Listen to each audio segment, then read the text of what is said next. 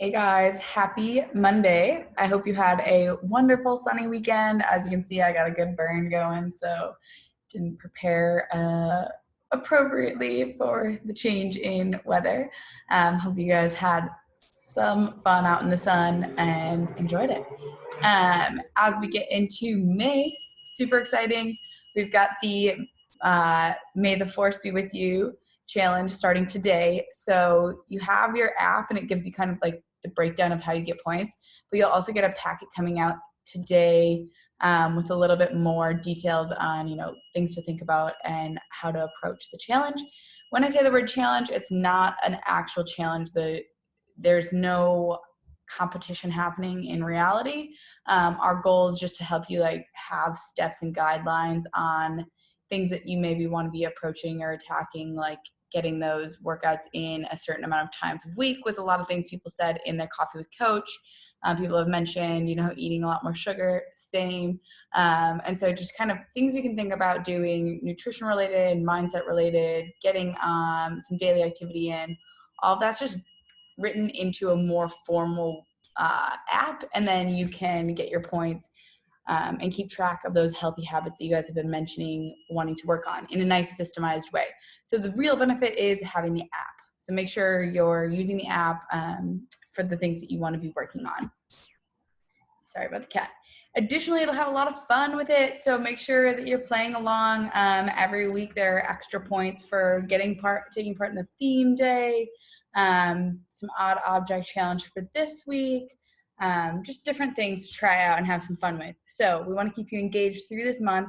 It is May. We are really hopeful that June 1st, the doors will be open. Sure, things will look a little different for a while, but we're really, really hopeful that things will be transitioning into the gym. You guys have been crushing it at home.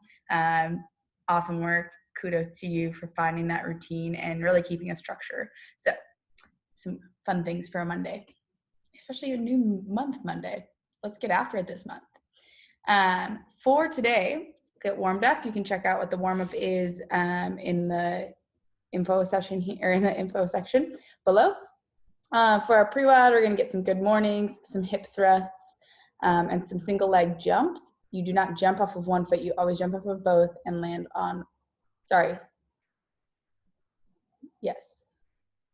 jump off of one, land on two. I think I have it written backwards. So you should be jumping off of one, landing on two. So we'll work on those today.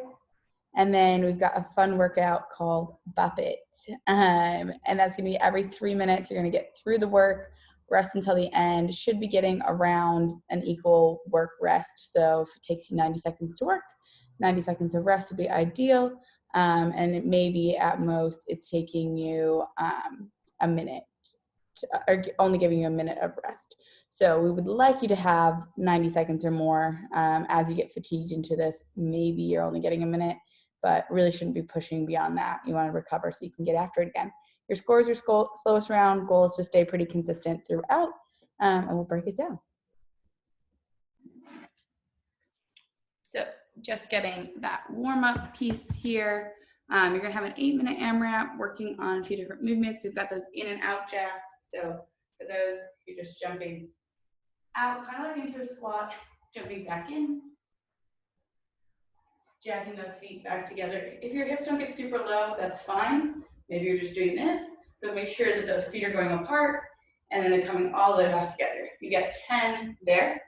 After 10 of those, we're gonna find the bottom of our squat position, twist up to the ceiling. We got 10 warrior squats here.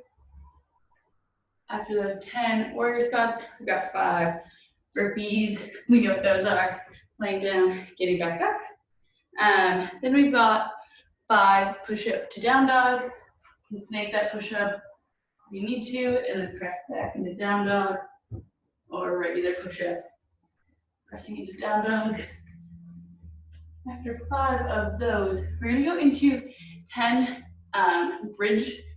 They're kind of like an elevated bridge raise. So you're sitting on the ground, legs are long, hands are at your side. You bring your feet under you and lift your hips, and then lower back out. You don't even have to bring your feet back down if you don't want. You're basically just going from sitting to like a crab walk position. depending on how tight your hips are. Ideally, you can get your hips all the way up. I feel like my hips and shoulders are too tight to get that.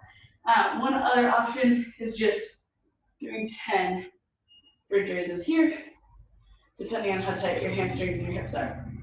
After 10 of those, we're gonna go 10 scorpions. So you're gonna stay laying on your back, go across your body, twist. Sorry, I'm hitting my couch. Twist. So from the front, looks like this.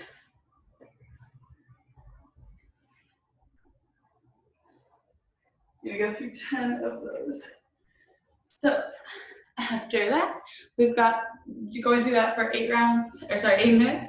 After that, we've got our PreWOD. So we've got 3 rounds. We've got the good morning. That can be with or without weight today. 15 good mornings. For the good morning, all we're doing is trying to think about you're standing nice and tall, feet just outside of shoulder distance, right under the hips, one on the other. And then you're gonna send your hips like you're trying to touch your butt to the wall, or you're trying to like knock something over with your butt. I was told like trying to shut the car door with your butt. I don't know if that works too.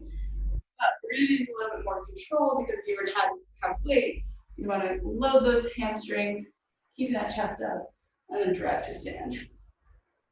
So shutting the door, drive to stand. Again, you're just driving straight to stand. You got 15 of those. If you use weight, it should be pretty lightweight.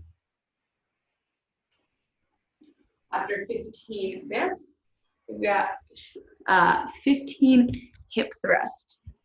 So this is going to be getting us good and warm. You can also do bridge raises if you need. For those hip thrusts, you're going to be on your couch or like a bench or something, and you get your shoulders on that, just up here, and then you're going from the ground. Your hips probably won't touch the ground at the bottom, and you're just going to thrust all the way through for 15. Giving a really good squeeze at the top. And I'm holding my hands here. That's where if you have like a kettlebell or a dumbbell that you want to hold on to, you could add that there. You don't need to add the weight though, especially if it's already challenging for you to hit that extension. If you don't have anything to have your back on, you're just going to do the bridge raises on the ground, shoulders underneath, feet as close as you can, lifting those hips up. And same thing, you can add that weight if it were to be beneficial for you to do that. After 15 of those, we've got 10 single leg takeoff 2-foot landing.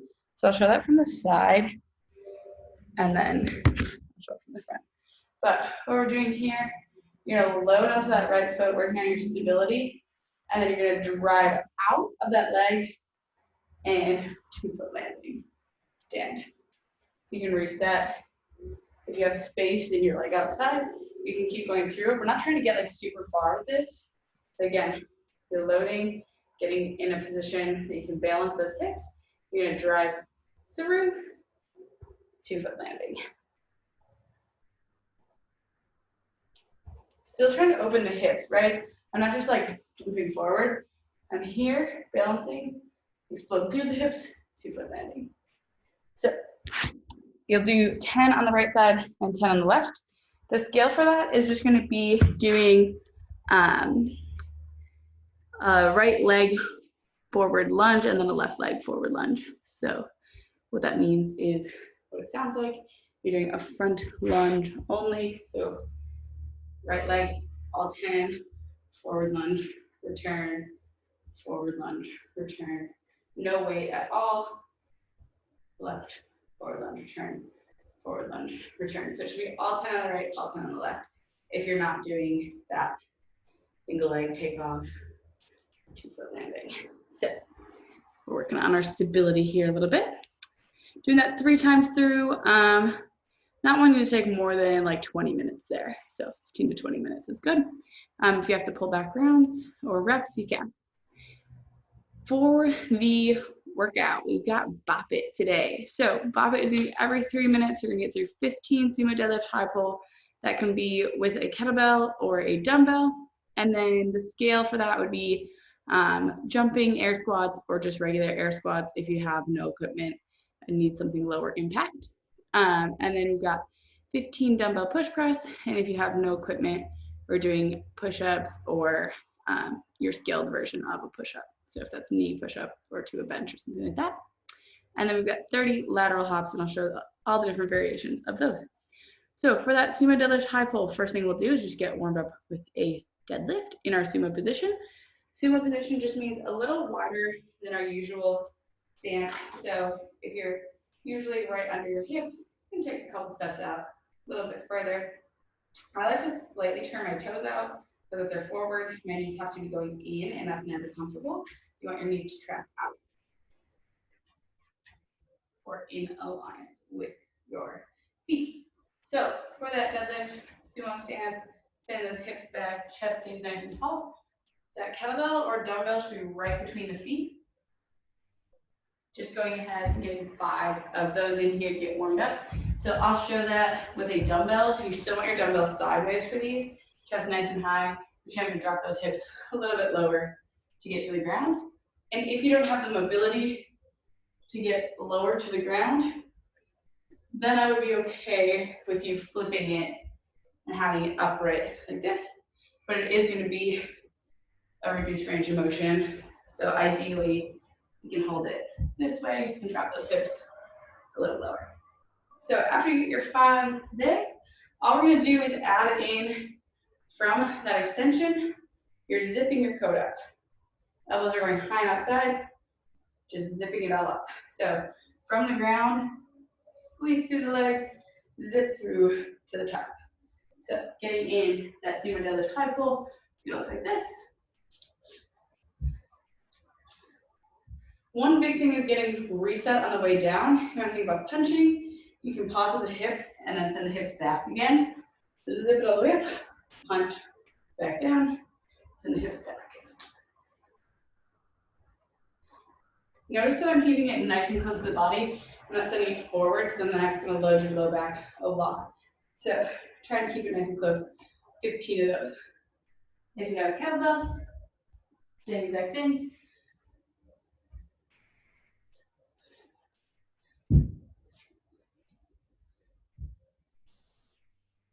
And you don't have to pause at the hip. If you have the control to go all the way back down, you can send those hips right back.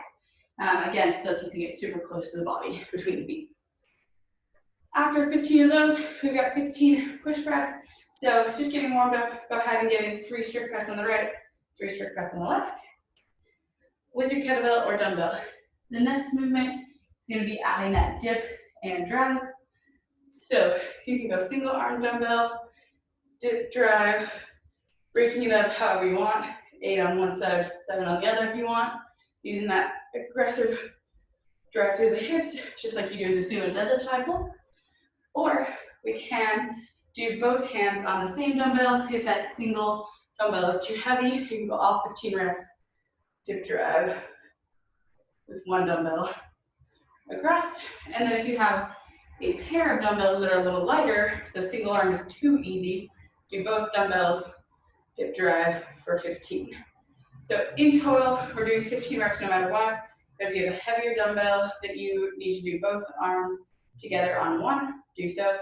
If you have a medium heavy that's going to be good and challenging for a single arm, get after that. And if you have a lighter that you want to do both arms, you can do that. I have 35, I could do single arm for 8 and 7, but if I had 2 35s, I would not probably do 2 35s. I'd probably maybe do 2 20s or 2 25s. So things to think about. If you only have a barbell, you are welcome to use that as well. Last thing we have after that push press is going to be the hop over or jump or step over. So lateral hops, 30 total, or you can step over it for 30. Or if you only have if you have nothing in your house, put something down on the ground. Literally, it can be a piece of paper, right? And then just like the edge. You're just hopping over one line, not over the whole piece of paper. You can if you want to. Like for myself, I would probably just use the line between the carpet and the ground and hop over that. Or again, step over it. 30 total. Even if you're doing step overs, we're just gonna go fast, 30 fast ones. And then you're resting and getting after that for multiple rounds. The scales again, if you don't have any equipment, you can do air squats or jumping air squats. Then you do push-ups for the other option. Let us know if you have any questions.